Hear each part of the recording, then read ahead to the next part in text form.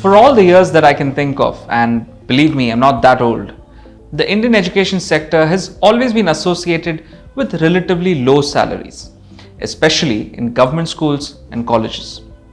Even when after graduating class 12, when kids had to decide what profession to take up in the future, the teaching role would often find a place in the list of choices, but there was a reluctance, often largely on account of the low pay that one had come to expect from the sector. Now, reports based on data from private portals like Naukri.com and Indeed.com suggest that the average pay is about Rs 17,000 a month. Now, that's not a lot, is it? And that being the case, any hope of both being a good teacher and also making the good bucks would require an appointment in some select government and private institutions where teachers get paid handsomely. But for many, that hasn't been enough to tilt the balance in favor of taking the teacher's job. Now move along to 2019, and what we are seeing is the rise of the multi-millionaire teacher, or even the billionaire teacher. Someone in the education sector who reportedly walked into the Billionaires Club recently was Baiju Ravindran, founder of Think and Learn Private Limited, the Bangalore-based ed tech company. Now many would recall him from his coaching center Baiju's, which was quite a hit in cities. But today his education app offering online lessons is known to many. And how can you miss it? The ads are everywhere. Actor Shah Rukh Khan has been popping in and out of television sets, selling Baiju's during commercial breaks. But the rise we're talking about here is not just a rise in visibility. The Baiju's app has, according to a Bloomberg report, risen in valuation to nearly $6 billion over just about 7 years. And just last month, the company scored $150 million in funding. So the growth train ain't halting anytime soon. The company is also set to team up with Walt Disney Co. in the not so distant future, thanks to which it will have the opportunity to take its online learning services to the US. Now think of the possibilities that would open up. What if you had Lion King's Mufasa teach you science? Now that would be a lesson I surely would not miss.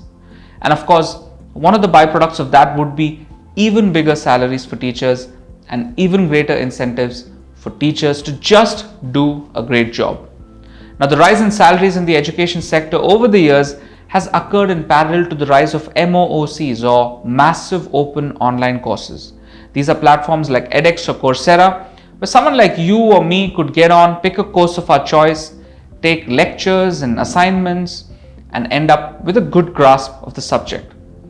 And we can even get certificates from universities of the caliber of Yale, Harvard, and Stanford at the end of it. And this has been possible only with greater involvement of great teachers beyond the classroom. I would like us to really reimagine education. We will have to move from lecture halls to e-spaces. We have to move from books to tablets like the Akash in India, or the Raspberry Pi, the $20. The Akash is $40. We have to move from bricks and mortar school buildings to digital dormitories. Now, the impact of this new phenomenon, where the classroom is brought home, is that it has spiked up the reach of a teacher from, say, 30 students in a classroom, or 120 if it's a much bigger setup, to now thousands and tens of thousands, lakhs, or even millions of students worldwide, virtually. Now just think about that. What a crazy expansion of reach that is. And it fits in wonderfully with the rapidly changing geography of education worldwide. As Bhanuchandra Nagarajan rightly points out in his 2018 story for Swarajya, we didn't even know about Android programming 10 years ago. Back then, it was this space where coders or programmers ran their minds and hands, and boom, you had an Android app. But all these years later, it's a highly sought after but commonplace skill. And this brings us in the era of skills rather than degrees. We are now headed into a future where merely graduating from college does not say much. Rather, it comes down to the skills you possess. Do you actually know how to write, or are you just an English literature graduate? Can you operate the machines at a machine shop, or are you content serving yourself up as a graduate in mechanical engineering? Now, the good news here is that this skill upgrade is accessible to anyone with a desire to learn and an internet connection. That's all it takes. And not to forget, we are also past time limits for education. So whether you're 12 or 37 or 65, it doesn't matter. You can take an online course and acquire new skills and make yourself employable. And at the heart of all these developments is the rise of the teacher. Their reach, both in time and space, is significant and is likely to only keep growing. Soon you could see them get out of the classrooms, physical or virtual, and endorsing brands, maybe biscuits or beverages, on TV, radio, podcast, and becoming the quiet superstars that they've always been. And we can already see this change, don't we? Once upon a time, when you type Salman Khan into Google, all you got was the Hindi film industry actors' exploits on and off screen. But now right on top you get information about the Khan Academy Educator, featured prominently. It's the perfect getting your due finally story.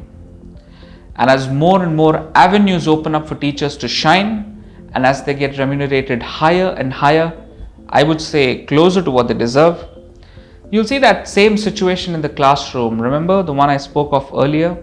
Students hesitating to pick the teacher's role? That will change. You just might get a lot of bright students saying, hey, I want to be a teacher. And I can't really see how that would be a bad thing for the health of our society. Now, Swarajya's coverage of education is extensive. If you want multidimensional perspectives in the education space, just head on over to swarajyamag.com and read stories by writers like R. Jagannathan, Arihant Pavaria, and Bhanuchandra Nagarajan. And while you're at it, do consider getting a Swarajya subscription. Your support will mean a lot to us.